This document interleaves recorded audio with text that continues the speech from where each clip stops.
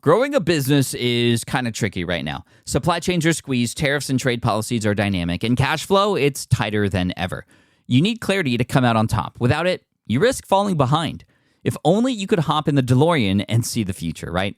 Thankfully, there's NetSuite by Oracle. NetSuite has real-time forecasting to help you move ahead with confidence. This is your AI-powered business management suite and the #1 cloud ERP. Trusted by over 42,000 businesses, NetSuite brings accounting, financial management, inventory, and HR all under one roof.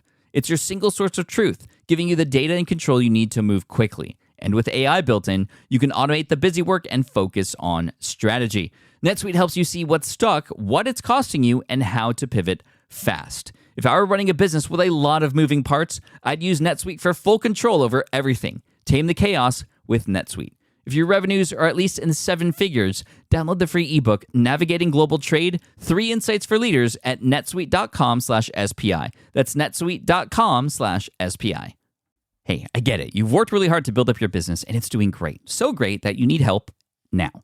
The most important thing for your business is to hire the right people to support it. So how can you find amazing candidates quickly? Easy. Just use Indeed. When it comes to hiring, Indeed is all you need. Stop struggling to get your job post seen on other job sites. Indeed Sponsored Jobs helps you stand out and hire fast. And with Sponsored Jobs, your post jumps to the top of the page for your relevant candidates, so you can reach the people you want faster. And it makes a huge difference. According to Indeed data, Sponsored Jobs posted directly on Indeed have 45% more applicants than non-sponsored jobs. And it's one of the largest databases of job seekers, too, giving business owners access to a wide range of candidates. And one of the things I love most about Indeed is the job alerts feature. I get notified when new candidates apply. There's no need to wait any longer. Speed up your hiring right now with Indeed. And listeners of this show will get $75 sponsored job credit to get your jobs more visibility at Indeed.com/smartpassive. Just go to Indeed.com/smartpassive right now and support our show by saying you heard about Indeed on this podcast. Indeed.com/smartpassive. Terms and conditions apply. Hiring Indeed is all you need.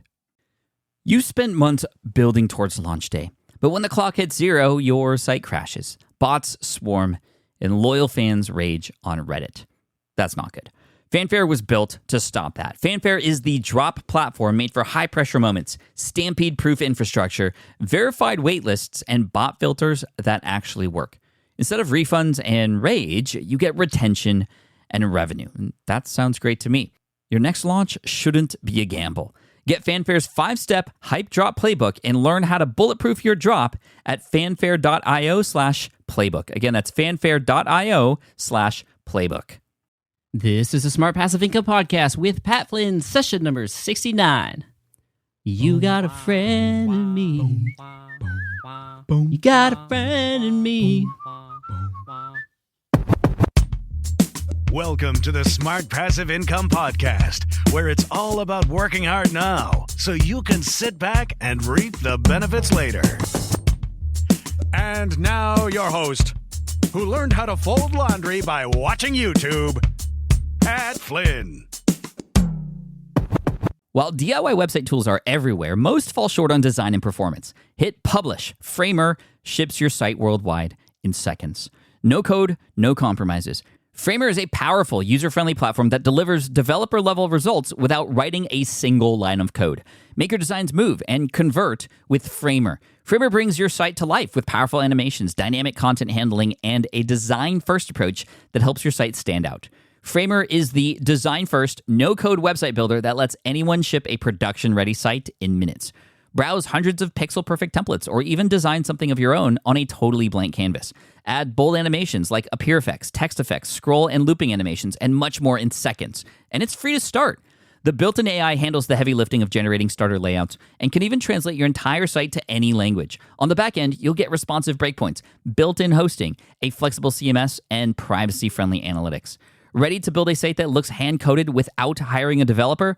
Launch your site for free at framer.com and use code SPI to get your first month of pro on the house. That's framer.com, promo code SPI. Framer.com, promo code SPI. Rules and restrictions may apply. Hiring shouldn't be a hassle or a drain on your budget. Upwork is your one-stop shop to find, hire, and pay top freelance talent, saving you time and keeping costs in check all in one place. Companies at every stage turn to Upwork to get things done and find more flexibility in the way that they staff key projects and initiatives by assessing a global marketplace filled with top talent in IT, web development, AI, design, administration support, marketing, and more. And I've personally used them myself and can vouch for them. Posting a job on Upwork is easy. With no cost to join, you can register, browse freelancer profiles, get help drafting a job post, or even book a consultation. From there, you connect with freelancers that get you and can easily hire them to take your business to the next level. Upwork makes the entire process easier, simpler, and more affordable with industry-low fees. Post a job today and hire tomorrow with Upwork. Visit Upwork.com right now and post your job for free. That is Upwork.com to post your job for free and connect with top talent ready to help your business grow. That's UPWORK.com, Upwork.com. Go there now. Hey, what's up? This is Pat Flynn, and welcome to session 69 of the SPI podcast. So happy as always to be bringing you another show today. Just a really quick thank you to those of you who messaged me on Twitter after the last session number 68. I had a blast just reading all of those tweets about it. It was just hilarious. Some people laughed. Some people even got a little bit upset at me, not in like a, really aggressive way, but just, ha ha ha, that was funny type of way. And if you're not exactly sure what I'm talking about, well, then I guess you got to listen to episode 68. And this brings me right into exactly what we're going to talk about in today's episode, and that is building buzz. How do you build buzz for something that you're coming out with soon, or something that maybe you have already that you really want people to pay attention to? When you build buzz for something, you're creating anticipation. You're getting people excited about something that's to come, and that's when you get people to want more. That's when you get them to do things like keep refreshing your page just to see if what you said was coming out yet or has come out yet, which is something that actually happened to me on my site the other day, and I'll tell you about that in just a second. But if you build buzz and you execute correctly, the results can be amazing. When you build buzz for something, you're doing the work beforehand so that when you come out with whatever it is that you're coming out with, you do the launch or publish or whatever, things start to happen and roll on their own because you've done the hard work already. And of course, as you're launching and publishing, you can do things to keep that buzz going and keep it spreading. Get people who didn't know about whatever it is that you have to realize what they've been missing out on. And these are the things we're going to talk about today. Now, the first thing you have to realize about buzz is that it's started by you, it's created by you, but it really is fueled and generated by other people. Other people fuel it. People are the engine behind buzz, other people. Buzz is a term used sort of in word-of-mouth marketing, which today doesn't mean just from person to person in person, but also, person to person or person to persons, plural, on platforms like blogs and social media, news, email lists, and all the things we should be paying attention to already if you're doing business online. So the good news is that we have all the tools available to create buzz already. But as we all know, tools need to be used correctly in order for them to work for us. Now, another important distinction to consider before we move on is the difference between buzz and hype. On the surface, they might be considered the same thing. Creating buzz for something, creating hype for something, getting people excited. But the main difference between buzz and hype is what people are getting excited for, or actually how and why people are getting excited. To me, hype, the noun, let's look at the dictionary definition of it really quick. So, hype, noun, two definitions. First one, extravagant or intensive publicity or promotion. You see, this is, to me, what gets people into trouble. It's why internet marketers have a bad name. It's the hype. Hype isn't bad necessarily, but overhyping is. And it's really easy to do. That's when you hear you can earn $5 billion in 2 days with no work with this one product. I mean, it's just ridiculous. And so hype is a sort of self-promotion. You're doing it. Primarily, it's sort of an outbound excitement type of thing that you're doing.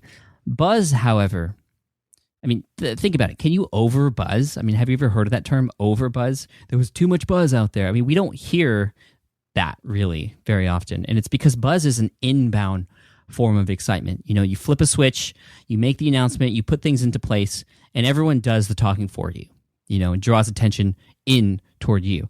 That's buzz. And when someone else talks about you in an extravagant way, it's less dangerous than if you were to talk about yourself in an extravagant way. So I hope that makes sense. We're not hyping things up. We're laying the foundation for buzz to occur. Okay, so what was that second definition? It was, number 2, a hypodermic needle or injection, or a drug addict, which is kind of interesting when you really think about it. Now, check this out. I'm looking at the origin of the word hype right now, and it comes from 1925 to 1930. Americanism, in sense to trick and to swindle. To trick and to swindle. We don't want to trick. We don't want to swindle people. Now, check out the origin of the word buzz. There's a few sort of origins of this word and its different meanings. From the late 15th century, echoic of bees and other insects, right? Buzz. Aviation sense of fly low and close in 1941. But check this out. A noun meaning a busy rumor, attested from the 16th century. A busy rumor. How awesome to think of buzz as a busy rumor. So think about it that way. That's what I want you to think about. Now that we have had our sort of English lesson, I want to ask you a question. What company is really good at creating buzz right now? Think about a company that has everyone talking about it before they, unveil something new. Can you think of one?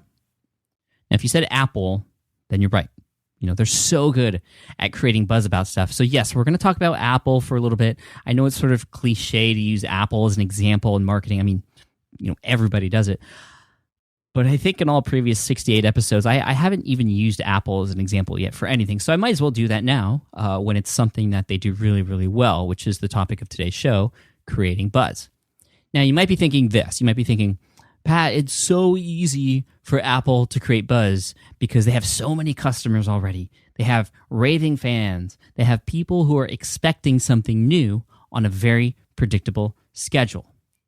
Now, my response to you is, yeah. Yes. You are absolutely right. And I want you to pay attention to what I just said before all those yeses. So let's break it down. First part, it's so easy because they have so many customers already.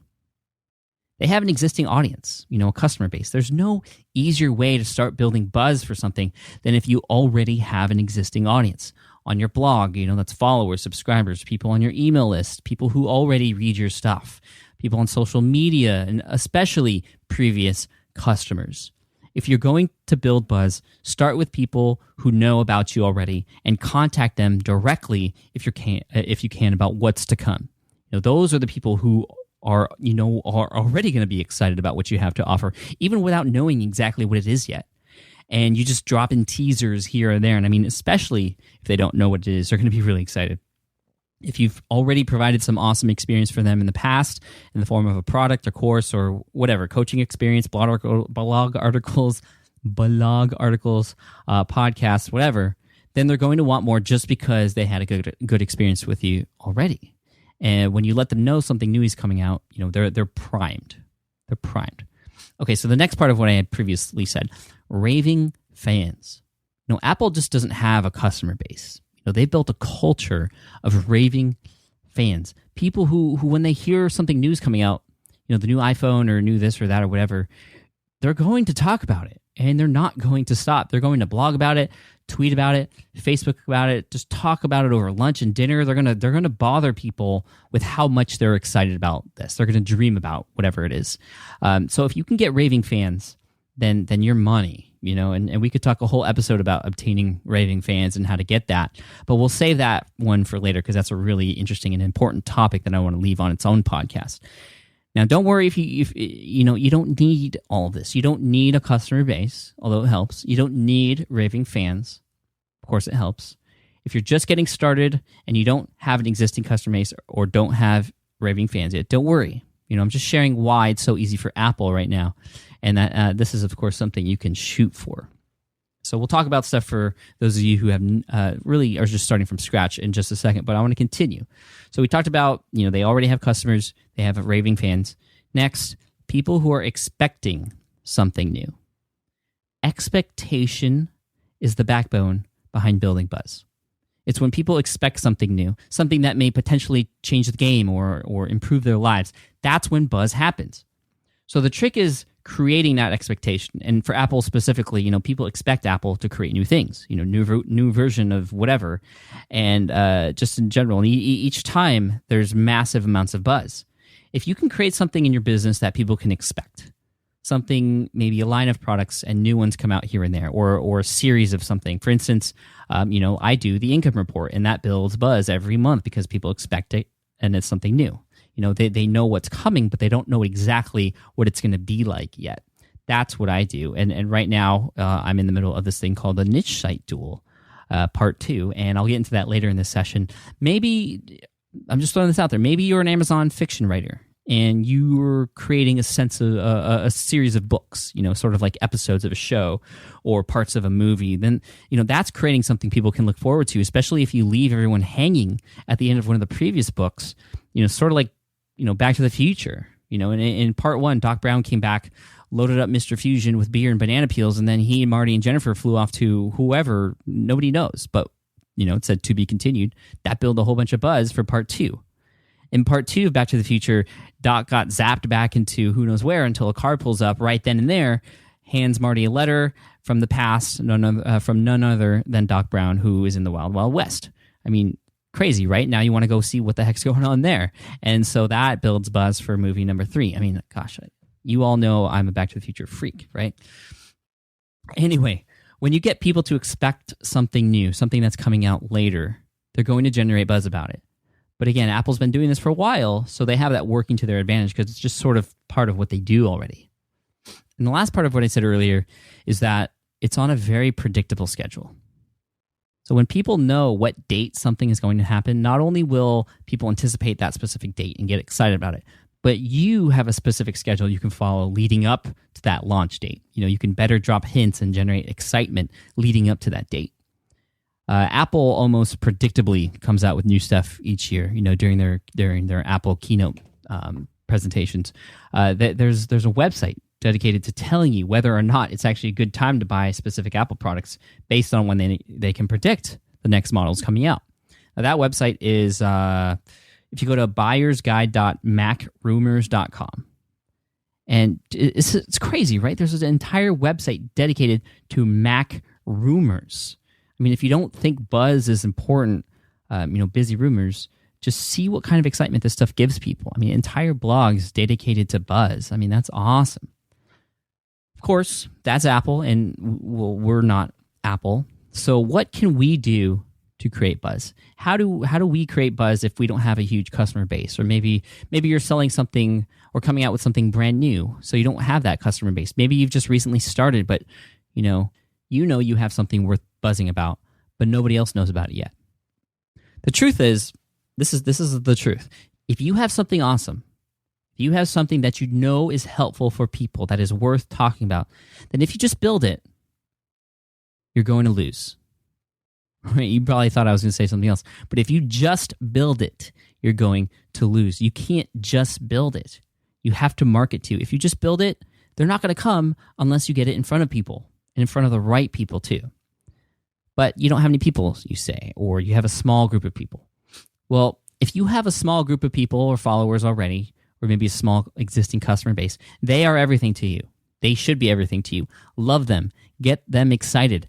I mean, have you ever heard of this thing called your first 1,000 true fans? I mean, maybe you haven't, but what you want to do is understand and try to get your first 1,000 true fans. And if you're not there yet, get your first 100 or even 10. These are people you know the names of. Find your true fans and get them to become ambassadors. Get them involved. You don't need very many people to make things happen. But whether you have people of your own or not, you're going to need to find more. And the way to do that is to put yourself onto platforms where people already exist, where people are already looking for something you have to offer. You actually have to market and do the work in order to build buzz. Now, most people build and hope and then nothing happens. That's why they fail. Now, let me play an audio clip for you that was from a previous episode about a guy who was a nobody before, who didn't just sit back and build something and just wait. He went out there and made things happen. Now, you may recognize his voice. Let me play it for you. The approach I took is very similar to what's echoed in an article called 1,000 True Fans by Kevin Kelly, who was the founding editor of Wired magazine. I chose the least crowded channel, i.e., in-person meeting, as opposed to phone or email, to connect with people who are thought leaders in specific audiences, specific blogs, etc., by going to events like South by Southwest Interactive, Blog World Expo, and so on.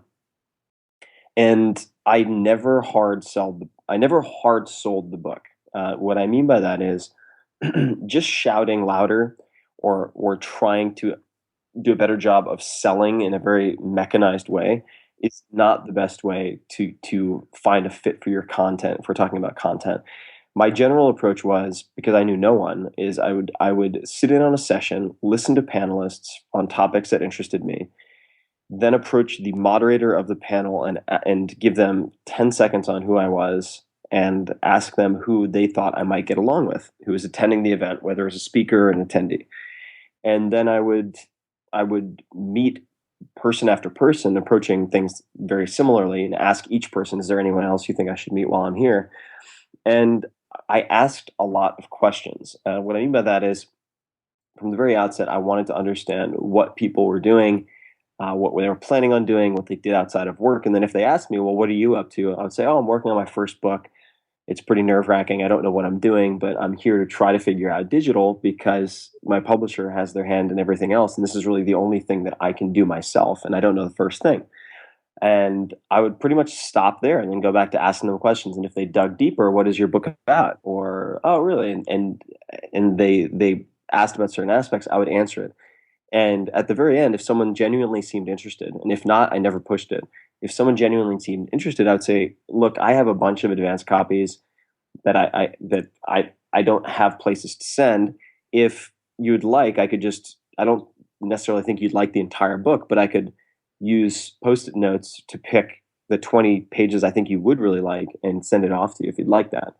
And if they said yes, great. If they said no, I've got too much going on, that was fine too. And what that ensured was a few things. Number one, not only did I identify, in many cases, single author blogs with audiences of 100,000 or more, in many cases, where the content was a perfect fit because they'd gone through these filters of just questioning back and forth. Secondly, I ensured that I was developing friendships and relationships with people I liked as people anyway, and who liked me as a person anyway, so that when I had the next launch, the 4-Hour Body, when I had the launch after that, the 4-Hour Chef, these are the same people I am still friends with starting in 2007. So it was relationship building as opposed to transactional. Of course, that was Mr. Tim Ferriss, author of The 4-Hour Workweek, talking about how he marketed that book and went from nowhere to almost everywhere, utilizing the power of building relationships. And then that book was rejected, by 27, I think, publishers before it was finally published. And that's how much he believed in his product, which obviously is really important. He didn't have a platform of his own yet. So what did he do? He went out there, met people face to face. He didn't pitch them. He just became friends with them. And then he got them interested in what he was doing. And then what happened? His book came out. Everyone started talking about it. And he was essentially everywhere. I mean, he put in the hard work. The buzz was being built for him. And, his book shot to number 1 as a New York Times bestseller. So that's the first strategy. I mean, we're going to go over a number of various strategies for building buzz. Some may be better for you than others, but what Mr. Tim Ferriss did, I would say, is probably the best thing you can do. It's not always the easiest, but meeting people in person at conferences, at meetups, becoming friends, getting them interested in what you're up to, of course, is letting them know about what you're doing and asking them for help, giving them free copies of whatever it is you have to offer so they can make the decision on their own whether to share it and invest themselves in it too, or blog about it or whatever. That's the best thing you can do. And I really am happy that I was able to play that there for you from Tim again, because it's so important. Now, if you can't meet in person, not everyone can. The next best thing is to make friends online with people who will hopefully share the same audience as your target audience. And yes, in person is best, but you can probably relate to this next statement. I mean, you can become really good friends with people online before you even meet them in person. I mean, it takes time, of course, but I know from experience. I have a ton of friends online only who I felt a real connection with before I ever finally met them at a conference. And I've met most of them already, But even still, we all talk to each other even before we met. We link to each other, we retweet each other, and even talk on Skype and help each other out when we need to, or feel like we have something worth promoting for each other. It's great. I mean, if you have a group of close friends and you're coming out with something, then let them know about it way ahead of time. Talk to them like you would normally talk to them, and talk to them about how excited you are. Even get them involved. That's something I love to do, especially in my mastermind groups. I'm like, hey guys, I'm so excited about this thing I have coming up. I'm still working through it. I'm struggling a little bit, but this is how I want it to work. What do you guys think? Is this useful to you? How might you be able to help me out? What do you think should be included? And then, of course, if they're interested and they have something to add, they'll be interested in keeping up with my progress. And if they're a good friend and it fits their audience, they're going to want to promote it. I mean, there's not even any work involved after that. It's just time and relationship building. So that's strategy number 1 and 2. Number 1, meet and greet and share what's neat. Number 2, build relationships and friends with people online. Now, those are both 2, of course, more sort of long-term strategies, but they're so important. And pick up the phone too. I mean, seriously, people, get on the phone, call people to talk, and see if there are any synergies between you and others. I mean, other people, and even other companies. You may connect with someone at another company who may jive with what you have going on, and it seriously just takes one to really help you out. And once you land that big name, for example, to work with you on something, that's almost instant credibility right there, which will get you in with other people too. Okay, so other strategies that I've seen being used. Strategy number 3, the wait list. Anything with a wait list must be pretty good, right? Well, not always, but if there's a wait list, this is what happens. If you're on it, you're anticipating when you're on it, when you might not be on the wait list anymore, you might be in. You're almost in, but not quite.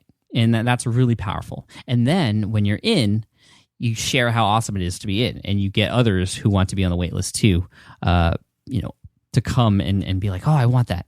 So people who don't even know about whatever it is in the first place might come just because there are people in the wait list or who are in already sharing their experience with that product. Now, case in point, there's this iPhone app that just recently came out called Mailbox, and it's a mail client for iOS that can be used instead of the built-in mail app from Apple. And the way they released it was a slow rollout, using a wait list, which is actually pretty common in the startup world. So what they did was they released the app to the first, X number of people who downloaded it. I'm not sure the exact number, but then everyone else who downloaded it after got put on the wait list. One that you could actually see where you were in line. I mean, and how many spots were both ahead of you, and also the number of people who signed up and got the app after you. So people who were in line behind you. I remember seeing a picture of someone's placement on the wait list for this app on Instagram, and it was like 150,000 in line. They said.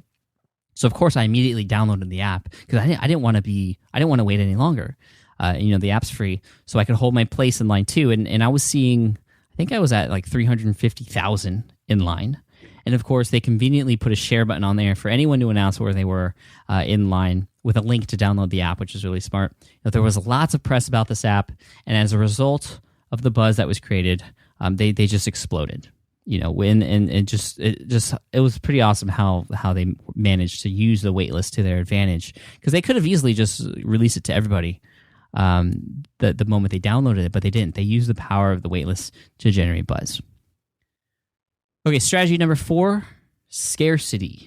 Similar to the waitlist, if people know there's only a limited number of spots available for something, like a course, or maybe you're going to sell X number of copies of something, then that creates buzz too, while at the same time playing on people's need to not want to lose out on an opportunity. People hate to lose opportunities, which the scarcity thing is great for.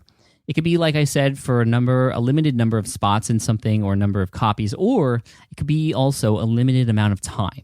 This is why sales work so well. I mean, right now it's Memorial Day, and I'm seeing all these commercials on TV and hearing them on the radio for sales for all kinds of things that end today. Cars, or whatever sales going on at the mall. Just this weekend, only till end of day Monday or something. That makes people come into the stores now and start talking about that with their friends, because they want to be the ones to tell their friends that they have these opportunities. It makes them look better and feel empowered, and thus buzz ensues. I mean, you may have seen promotions done online that utilize a timer. that's scarcity in the sense that time will run out for that deal. Now, if you're going to use this strategy and have a timer, or say something's only limited for a certain amount of time or a certain number of spots, you need to make sure you stick to the schedule and truly limit the spots or stop selling after time runs out. If you don't, then you're just falsely using scarcity, and people can see right through that, and that's just bad. I mean, sometimes you can, you go to these pages with a timer and you just refresh it, and it just resets. I mean, that's not cool. You might as well be an infomercial playing at 3:30 in the morning, right? Okay, so that's scarcity. Using scarcity to build buzz. This is great, especially if you're coming out with one of your first products and you only, you want to make sure you fill all the spots, and you want to limit it to a number of spots so that you can have sort of a number of beta users in there to help you refine the product before you open it up for even more people. Okay, so strategy number 5, make an event out of it. So if you're going to launch something or come out with something new, you want to treat the day it comes out like it's a huge deal, like it's a really big event. If you can think of it that way, lots of things will fall into place. This is more of a mindset sort of strategy than it is an actionable strategy, because it involves lots of actions coming together. Think of a wedding. That's a huge deal, or a graduation. It's something people know that's coming. So there's a specific date to look forward to. It's something to celebrate, something to plan ahead for. I mean, for a wedding, there's the save the date card, which comes like 3 months in advance or whatever. The wedding invitations, the engagement party, the bachelor and bachelorette parties, all this stuff leading up to the big day, all creating buzz for it. Same thing for graduation and baby showers and babies and all that stuff. There's lots of planning involved and lots of people involved too. So think of your launch like that. And also, case in point, you just know that it can't be done alone. The more help you can get along the way, the more successful your launch, your promotion, or whatever it is going to be. And it has to be planned ahead. This is exactly what I did for the recent niche site duel that was just launched. Instead of save the date cards and RSVPs and engagement and parties and stuff like that, I published strategically research posts for niche site duel related stuff, and I hinted at the new niche site duel coming out. Then I mentioned the date of when it was going to launch, and I got people involved to let me know that they were in. And in one single post, I had over 1,000 comments within 24 hours from people who were essentially, quote, RSVPing to join me. And you know what? So many people last Wednesday, when I said that the niche site duel was going to launch, they were like emailing me and sending me tweets. Where's your post? Where's your post? I keep hitting refresh. F5 on my keyboard's wearing out. It was just so awesome to see that there was so much buzz for this thing that I was promoting or coming out with. And it wasn't even a product. It was just a series of posts that's coming out, or an experiment or case study that's happening. So you see, I sort of drip fed little pieces leading up to the big event here and there. First, through a number of research posts and podcast sessions I did talking about things like keyword research and search engine optimization. I used big names like Neil Patel and other ones that people knew, Spencer Hawes, which added to the flair, of course. Do the same thing. Do the same thing. If you're going to launch something before the day of your big event or launch, share interviews or pieces of what you're going to be launching for free, with your audience, and make it worth incredible value. And just give it away for free. It's only going to help you spread the word and generate word of mouth buzz so that when you do launch, things will happen on their own because people are already expecting it and waiting for it. Again, just make a huge event out of it. Okay, strategy number 6, create a series. So leading up to the event can be pretty confusing for some. How do you do it? How do you lead up to your event that you're creating? One way I like to think about it is by creating a series. This is very common. It sort of goes along the themes of the whole product launch formula thing that you may have heard of before. What it is a series of typically videos or something of high value that comes out sequentially over time that build onto each other. And then finally the event happens at the end, of like the culmination of it all. And the purpose of the series is to, again, build buzz and anticipation for the event that's to come. I just mentioned the Niche Site Duel 2.0 thing that I'm doing right now. It was about the span of 2 weeks that I sort of prepared for this and included a rather... I started by including a rather controversial video interview with Alex Becker about SEO to start. And that wasn't by accident. That was on purpose. I knew it was going to start to get people talking and interested in what was going on. Then it was a couple of podcast sessions, a post here and there, and then another interview, all within 2 or 3 days apart from each other. they each added a different flavor to the mix. Nothing was repeated. They all added value, and also within each of those posts or podcasts, I got more and more revealing about what exactly was going to happen, when the exact launch date for Niche Site Duel 2.0 was.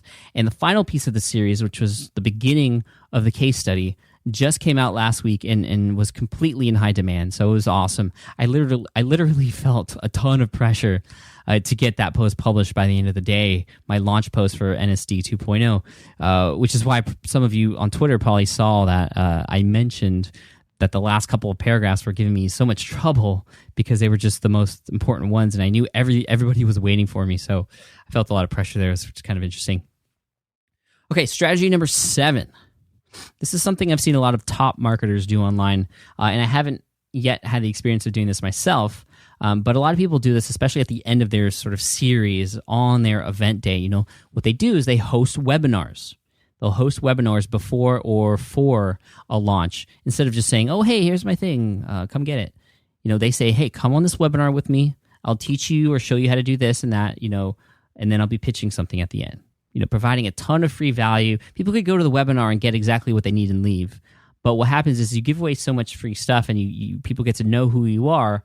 When you pitch at the end, you know, and again, if you just give away so much value that, you know, that not much pitching is needed, but you still have to pitch. And yeah, so they created an event out of the launch of their product, and it's not just a specific type of event, not just a launch day, but a webinar, where people can come on, they can ask questions, interact, and participate, be involved in the discussion. All that is so important. A lot of you may have seen my buddy Derek Halpern from socialtriggers.com. He's doing a lot of webinars lately. You may have seen some of his ads on Facebook for various things he has going on.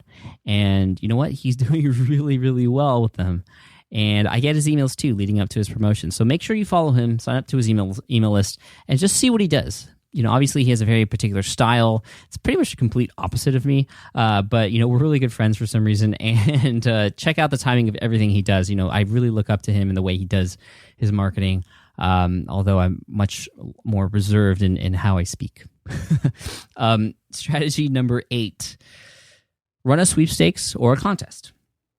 So sweepstakes or contests are great for creating viral campaigns and spreading awareness of your brand and creating buzz for something particular you might be coming out with. Now, please note that there are typically a lot of rules and legal things that go along with sweepstakes in contests, which are different, actually. Sweepstakes award winners at random. Contests award winners based on skill or popularity or judging of some kind. So just something to think about. But yeah, there are often a lot of rules and legal things that go along with both contests and sweepstakes. So just keep that in mind if you're going to run a giveaway. You know, make sure you do it the right way. I ran one for Niche Site Duel. I know I keep using that as an example, but I definitely and purposefully used most of these tools in my toolbox for the launch of it. In one of the posts, I asked people to leave a comment in order to be entered into a random drawing for Longtail Pro, which is a software keyword research and SEO analysis tool that I'll be using during this case study. I was going to give away 5 copies, and that's the post that led to about 1,200 comments within the first 24 hours, which does wonders for social proof, of course. And I probably could have taken that a step further and asked people to like the post in order to qualify, or maybe get another entry or tweet using the hashtag of some sort to get an extra entry or something like that. I didn't do that.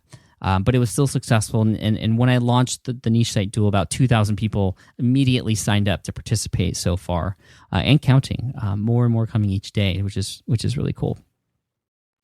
In the future, I'm definitely going to make use of social media a lot better when it comes to contests and sweepstakes, so just keep that in mind. I know Jeremy from shoemoney.com, he used to use Twitter really, really well for creating viral campaigns. I can't remember exactly where or what. I think he created some sort of post talking about how he did that. I'll try to find it. And if I do, I'll put it on the show notes, smartpassiveincome.com/session69. It shares how he utilized Twitter for some of his viral campaigns. I don't know if it's still around. It was about 4 or 5 years ago I read into that.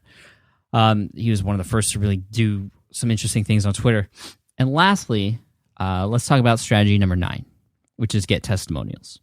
You know, I sort of mentioned this before, but not really. Before you launch, give it away whatever it is you have, give it away to a few key people and get them to say something great about it, if you can. If you can, get it done on video too. It's just much more real and personable that way. And the bigger name the person has, as in the more popular they are, the more they're going to connect with your target audience, and the more of an impact that video or testimonial will make, and the more buzz it's going to make. So this is something you can share before you launch with everybody, or even after you launch, or as you launch. Or you can just keep it on your sales page. But the more great testimonials you can get, the better. Having someone else talk about how good your product is much, much more powerful than anything you could ever say on your own. So think about any sort of video game or how about a movie that's not quite out yet. You start to get hit with a series of trailers. It's a series. You get to see these trailers on TV. You hear them on the radio. You check them out on the app, the trailer app on your phone. Maybe you go to the movies. You see a theatrical trailer there. They're just injecting their brand or their movie into your lives, like here and there, until you start to take notice. And you'll notice that on those trailers or in magazines, when you see promos for these movies, you'll see quotes from famous magazines. They're testimonials. Rolling Stone says, "It can't get any better than this." People Magazine says, "Breathtaking." That's my favorite one. Seriously, you can look at any sort of thing that comes out on a certain date, something with millions of dollars in advertising behind it, and just see what they do. And the beauty of it is that we can do a lot of the same things as them, just in the online world. And in the online world, and especially in the niche that you're serving, it's definitely going to cost much less. And it may not even cost you anything at all. Movies that come out, books, presidential debates, new electronic devices or video game systems, new piece of software, the new Air Jordans or the new Nike Air Mags, Google goggles or Glass or whatever it's called, pay attention. Actually, pay attention to Google Glass right now. We're right in the middle of the pre-launch sequence. You've probably noticed a few videos here and there, a number of different blogs and talking about it. It's worth paying attention to just to see how they roll this out. Notice when the videos come out, when you hear about it on other blogs and what people are saying about it. Notice when the actual date finally gets released and what happens then, and try to get a feel for the buzz when it happens. It's a very, very powerful thing. So I hope those strategies make sense to you. Just to go over them one more time. Strategy number 1, meet and greet and share what's neat. That's actually meeting people in person and getting them interested in what you have. Strategy number 2, building relationships and real friendships online. Those two are almost a given. Number 3, utilizing a wait list of some kind, especially if your product calls for one. Strategy number 4, scarcity.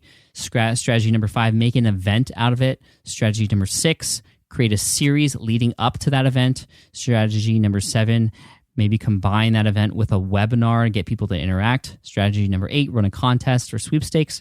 And lastly, strategy number 9, get testimonials. I wish I could go into each and every one of these on their own, and each and every one of these could probably make its own podcast episode. Actually, we have a couple on webinars already, so go back in time, listen to the one with Lewis House. I can't remember the exact number right now, but I'll put that in the show notes. It's a great one on webinars. And yeah, dude, just like I really hope this session resonated with you, because buzz is so powerful, and these are strategies that you can take with you to infinity and beyond. And if you get what I just did there, let me know on Twitter at Pat Flynn. But before we go, we have a question from a listener that I'm going to play. This is from Alex from modernhealthmonk.com, who has some questions about autoresponders and using multiple lists and staying organized. So let's play the audio. Hey, Pat. This is Alex from modernhealthmonk.com. And I just have a quick question on autoresponders. I'm in the health niche, and I have a number of autoresponders, like for weight loss or different health problems. And I also have a main list autoresponder.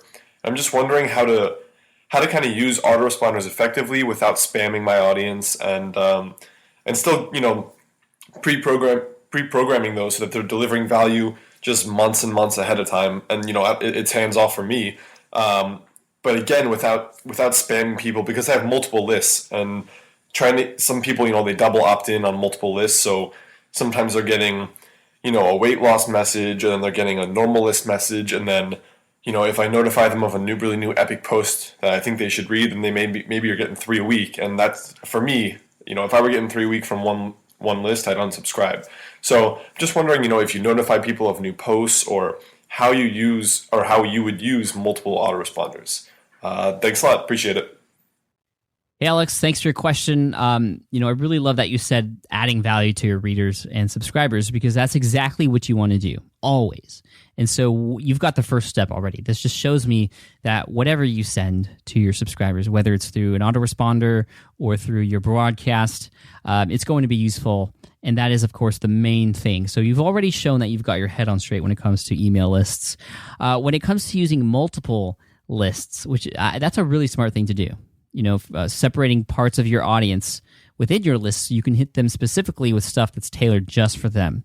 But one thing to keep in mind is that generally, at least this is the way it is for most email software, and this is the case for Aweber, which is what I use. I'm not sure what you use, Alex, but a lot of them do this. If you have a single person across multiple lists, maybe one person signed up to your main list, and then also someone to your weight loss list, and then someone to your cardio list, or whatever you have.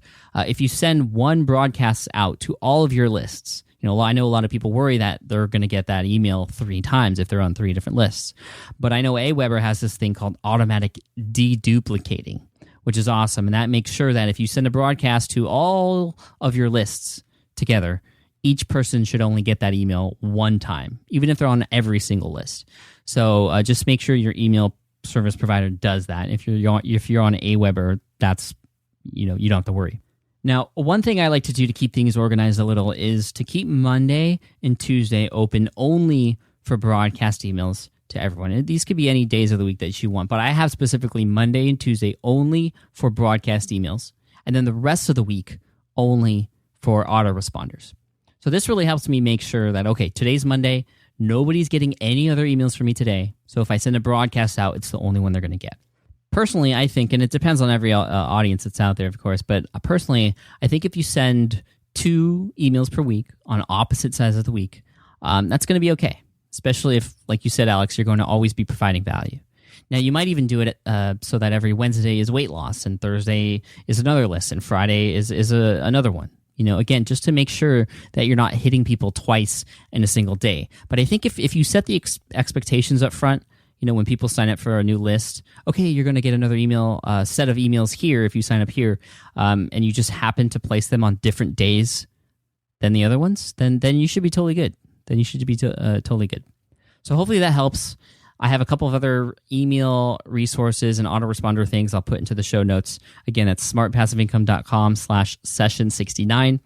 And thanks again, Alex, for your question. If you have a question, if you're a listener out there and you have a question you'd like to send me and possibly get on the show, go to speakpipe.com/PatFlynn, PatFlynn.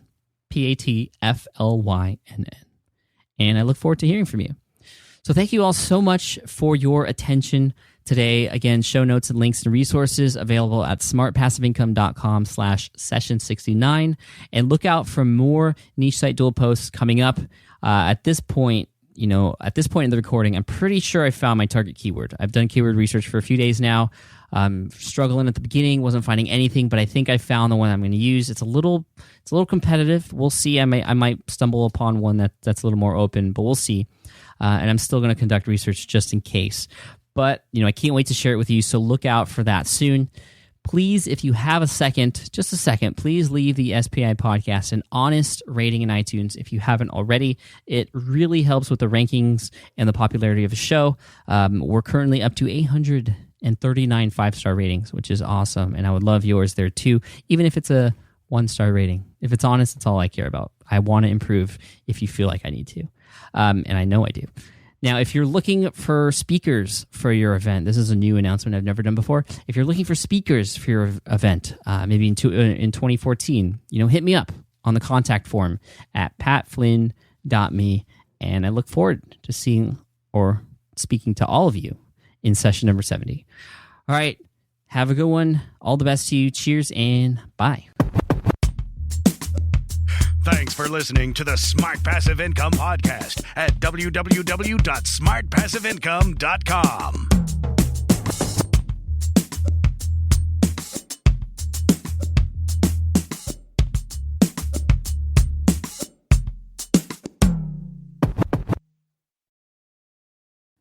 I get it. You want to grow your business, but selling at scale feels overwhelming. You're drowning in complicated funnels, creating different lead magnets, or constantly posting on social media. And that gets exhausting fast, especially when you're trying to sell to hundreds or thousands of people. But what if you could sell at scale with a simple, powerful quiz? A score app quiz or assessment asks your audience key questions and gives them instant personalized results based on their answers. Your audience gets to know where they are now and shows them the steps they need to hit their goals. You can set up a quiz in minutes using Score App's templates and have a powerful lead magnet that'll do the selling for you. The best part is your audience actually wants to take this quiz, and you build huge amounts of trust before you even make a single offer. No hard sales, no chasing leads, just value at scale. Get 50% off the first 3 months using the discount code SPI. Just head to scoreapp.com/SPI. Again, that's scoreapp.com/SPI. Have you dreamt about being your own boss, but still haven't made the first steps to making that dream a reality? Well, I get that. Starting a business can feel super overwhelming with legal forms, paperwork, finances. It's a lot. And that's why I'm excited to tell you about Taylor Brands. Taylor is a complete business builder designed to make launching your business simple and stress-free. You can register your LLC in just minutes, keeping your personal assets and the business assets separate from day one. From there, you get access to everything you need to get off the ground. Legal documents, licenses and permits, invoicing and bookkeeping tools, and even a 100-day business coaching program, all designed to help you hit the ground running. You'll also get a free, personalized business plan, branding tools, and so much more. And of course, listeners of this show get an exclusive 35% discount to get started. All you have to do is head to taylorbrands.com/SPI. That's TAILORBRANDS.com/SPI.